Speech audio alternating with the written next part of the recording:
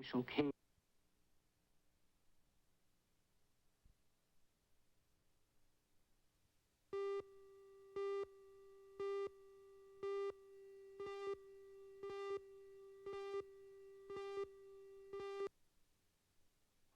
Education of Canada's native population has always been a problem. The high school dropout rate has always been embarrassingly high. Without a high school education and formal trades training, it has been almost impossible for the majority to expect more than jobs requiring manual labor. However, the Chapel Island Band Council has set out to change that. Last year, the community of the Chapel Island Reserve had had enough of off-the-reserve schooling. They wanted a school of their own. Well, today Chapel Island has their own elementary school, the first of its kind in the province, because of a determined community and an understanding Department of Indian Affairs and Northern Development. Russell Marshall is the band manager of the Chapel Island Reserve, and I asked him why the community was so dissatisfied with off-the-reserve schooling. Well, the provincial curriculum does not really relate to the Mi'kmaq child. The Mi'kmaq child, you must remember, is grown up in a reserve where, in this instance, it's the language of that particular community is Mi'kmaq. And from that comes a culture which is basically Mi'kmaq, which is not what you see outside. The off-the-reserve schools have a style, or their way of teaching is more conducive to the non-Indian child and to the development of the non-Indian child. In what way? Well, in the off-reserve school, no consideration is being given to the culture, to the child's individual needs, to the child's self-image. Within our school, one of the tenets of the school is being to first develop the child's individual well-being. He must have pride in himself. From that, we hope to develop, and we know we will be developing, the child to be more complete human being, such that he'll be able to handle all aspects of life, and particularly in the education system. You know, if you have a positive self-image of yourself, we believe that this will carry on in future years, and it will be a much more complete individual. In any school, the child that can articulate his problems, his wants, better than the other child will get more benefits from that school. You know, and this is especially true in Mi'kmaq children. The Mi'kmaq child that can understand the English language better is usually considered a brighter child, and which is not necessarily true. In our school, we're saying that you have to understand English. That's true, but you must also understand your own language, know how it was developed, know the history, know your community. You know, and then from that, we think you will be able to get more out of the education system. At times, when you're at non-Indian school, and I grew up within that kind of system, I was educated in that particular system, I found that a lot of times my being articulate in Mi'kmaq and being my first language, I was often discriminated against by my teachers and also by my fellow students, also by my fellow Mi'kmaqs at times, because I wanted to further develop my language, and it was often a hindrance in my own personal development. Since the money for the construction of the school and the hiring of teachers had to come from the Department of Indian Affairs and Northern Development, putting together a good proposal was the most important first step. That was the job of Linda Boudreau, research consultant for the project of an on-the-reserve school. The first step in the transition from off-reserve schooling to on-reserve schooling was a meeting of the Band Council and the Department of Indian Affairs, where the Council strongly expressed their opinion to Indian Affairs that they weren't going to tolerate the situation that had currently been existing at the provincial school, and that they felt that the time was right to make the transition and for the band to control the education process, which made my job an awful lot easier.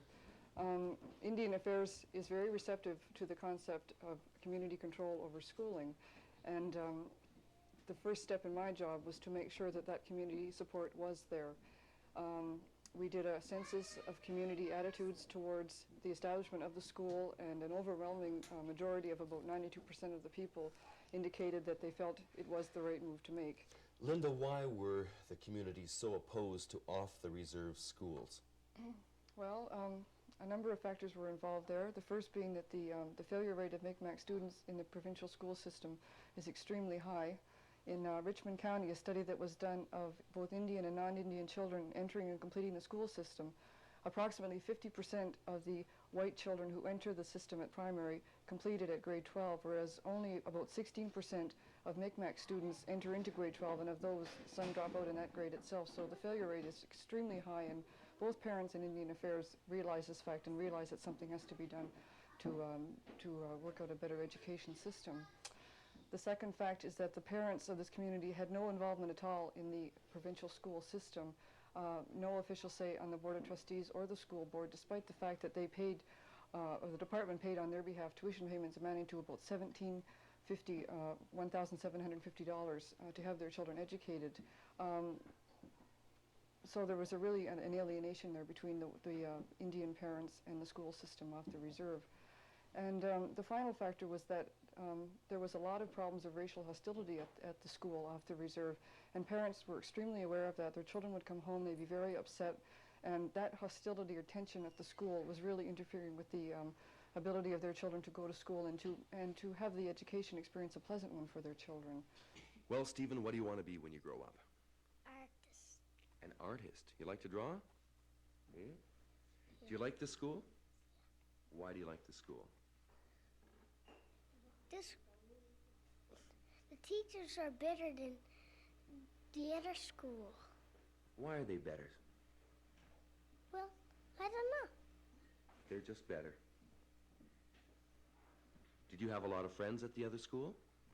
Well, just a little bit. Do you have more friends here? Yeah.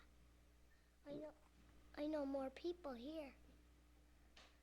That's why you like it a lot better. Any fights at the other school? But not here. Not here. No fights at all? Wonder why that is. I don't know. Were there a lot of fights at the other school? Yes. What were the cause of the fights? How come there were a lot of fights? There's arguing that because we're Indians and they're not. Did that happen a lot? Yes. Every day? Not quite. Not quite. Did that affect your studies and how you did in school? Yes. You're constantly worried about that kind of stuff, huh? Yep. How were your marks last year? Pretty good? Not quite. No. Are they better this year? Yes. Do you think it's because you're at this school on the Yeah. reserve and you're all together and you can learn what you want and you can concentrate more on studying? Yes. That's what it is. Did it affected your education that much at the other school, did it? Yes. So what's your favorite subject at this school? Math. Math is your favorite subject. How did you do in math last year? A little bit good. A little bit good, but Yeah. not as good as you're doing right now. Yeah. Doreen, what do you like about the Chapel Island Elementary School? It's better Okay, why is it better? because we got better teachers. What were wrong with the teachers at the other school? Because they were mean. They were mean. Yeah. In other words, they told you to do it, and if you didn't do it, they were mad at you. Yeah. Does that mean that the teachers here are more understanding about your own feelings? Yeah. What's your favorite subject? Spelling. Spelling. How are your marks this year? Good. How were they at the other school? Not that bad. Not that bad, not that good. Or were they good, or? No. It's not too difficult to see from the eyes of the children that what had been taking place in an off-the-reserve school was hindering their educational process. They like their new school. Some don't know why. They just know they like it. Perhaps it's because they're interested in their language, arts and crafts, and history. And as Barbara Adams, the coordinator of the school, explains, it's also having a positive effect on the academic subjects as well. I think just the fact that they now like coming to school makes a fantastic difference in how they do in their academics, such as math and reading. A lot of the children, and the older children, when they came here, didn't have a great deal of self-confidence. Some of them have been failures for 6 years, 7 years. And if we can do things to reinforce their confidence, to give them confidence, it makes a difference all around, because if they like school, if they like coming here, they're in an atmosphere in which they're more readily going to learn. Evidently, they do seem to like coming here a great deal. Is a great deal of attention given to the children on a one-to-one basis, as perhaps something children normally don't get in the provincial off-the-reserve school? Right. We're very fortunate here. Like, I've taught in provincial off-the-reserve schools, and the numbers in the classrooms, like I've taught with 30 children in a classroom, and through no fault of the school, they just don't have the funding, and it's really difficult. You just don't have the time with the individual children that they need.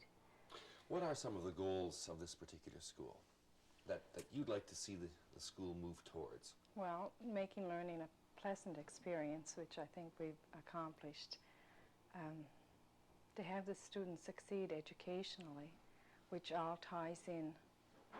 How do they feel about that? Are they talking about wanting to go on to a further education, in other words, to junior high school, then on to high school, and perhaps even university? Can you see that coming out in the classroom? Oh, yes. A lot of the children, some children are not interested in going to university, and that is not necessarily a bad thing. Some children are really, their parents have worked outdoors, and that's their kind of life. And what have the computers meant to the school and to these children? Has that given them that confidence that you're looking for? Well, it has given them a lot of confidence, because they can work at those computers. There's no pressure. The computers wait for them to give an answer if there's a question. And if they get a wrong answer, they might get a sad face, you know, and if they get a right answer, they get a happy face. And there's no pressure from the computer. They can work out their math problems, and they can take as long as they want, or they can go as quickly as they want. They're also very good in that just the fact that they can use a computer is going to be a big plus for them. Have the marks improved appreciably over the reports that you got last year from the other school? I think it's pretty early to determine. You know, we've only been in school 4 months, and I don't think you're going to perform academic miracles in 4 months. I think the attitudes are the big changes that we've seen so far. Discipline problems are non-existent. They don't have time. The kids have formed a student council. They've been busy raising money for a trip to Halifax, which they have gone on, which is important. Money raising is really important, I think, to these children, because when they get out there in the big world, they're going to have to work for their money if they want to have the pride and keep the pride and confidence which they've developed. Like, I think you could spend years, and years have been spent with academics, reading and writing. And you can just, you know, bang your head against the wall because you're not getting anywhere. Because kids have to like it. They have to be in an atmosphere which is conducive to learning, and you have to make it fun. As Barbara has already indicated, it's still too early to tell how well the children will do academically, but it's certainly evident to Newsday that this is a very positive project. It's a project that the Department of Indian Affairs and Northern Development should give their moral and financial support to, because the Chapel Island Elementary School, now named Migamay, which means pertaining to the Mi'kmaq way, seems, even at this early stage, to be working. I'm Glen Billoway for Newsday.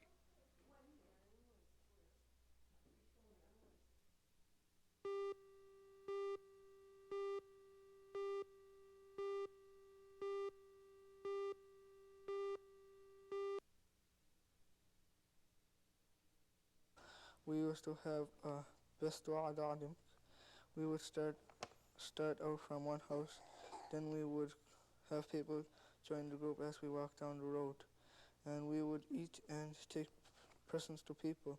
People celebrated this in Xmas, Boudreau, Bearhead, and every reserve. When we got to the house of the person, Pestie'wa'taqatimk For instance, Every year if at it Christmas was time, a almost all elementary man, schools a in Nova shirt Scotia or hold their annual necktie Christmas and concert. socks would be given to Plays them. enacting the birth of the Christ People would child and the singing of have Christmas a carols involve all meal of the together children in this possible. house, and then At the Chapel we- Island Elementary School, however, we things would were go different this to year. another house. Since the school is the only one of its kind in Nova Scotia devoted to the study of the Mi'kmaq culture and language, the school thought it appropriate to have the children enact the way their forefathers spent the Christmas season. The Christmas season for Mi'kmaqs in this province began on Christmas Day and continued until January the 6th. Those people on the reserve who were named after saints were the ones to be honored during the season. It was the responsibility of the honored members of the reserve to act as the host, which principally involved a lot of meal preparation. What took place at the host house? When the people arrived at the honored host house, they would holler out a greeting at the door, Kwe. Then the host would answer with an invitation by saying, Majilasi, or come in. At this time, the only one who goes in is the presenter of the cross. After the invitation is said, the presenter walks in while saying, Kedahamuk. After, and then he hands over the cross to the honored host. He says, Ulataswegam, Sabono, Nagwegam, Kudan Salem, Pejabus. Then turning to the crowd at the entrance, he hollers out a signal for the salute, Nige. Then the guns go off. Before the crowd goes inside, the presenter asks if the people might permit it to dance.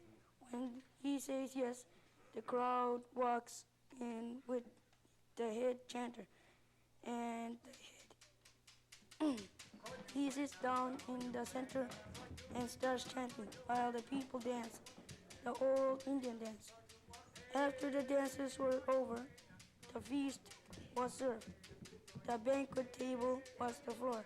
Everybody sat Indian fashion on the floor. After the meal, the crowd would depart for the next house.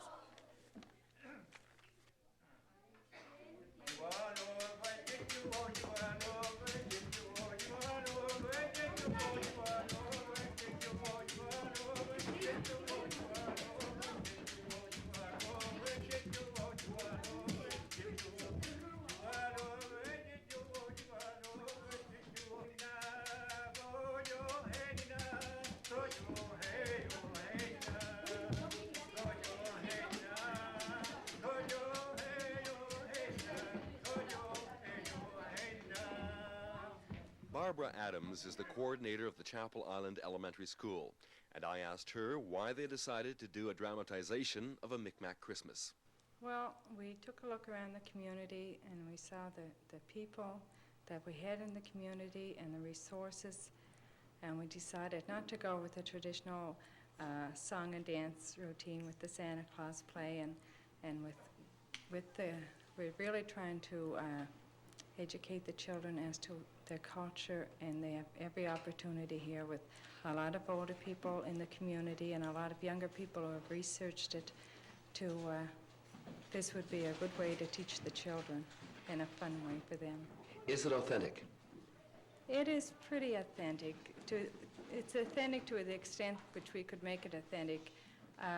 The tradition was that on the All Saints' Days between Christmas and New Year's, the people used to gather in one spot in the community, and if it was the Feast of St. Stephen, they would go and visit all the Stephens in the community, and they would present them with a cross shaped like a flower and a gift, and afterwards they would have a meal there and sing and dance and have a good time, and then they go on to the next Stephens and the same thing. We are celebrating the Knowles and the Stephens, and we've invited all the Knowles and Stephens to the community to act as hosts, and we have some wonderful cooks who are making traditional rabbit pies, and we're all looking forward to a really good evening. How did the children respond and react to putting on the dramatization?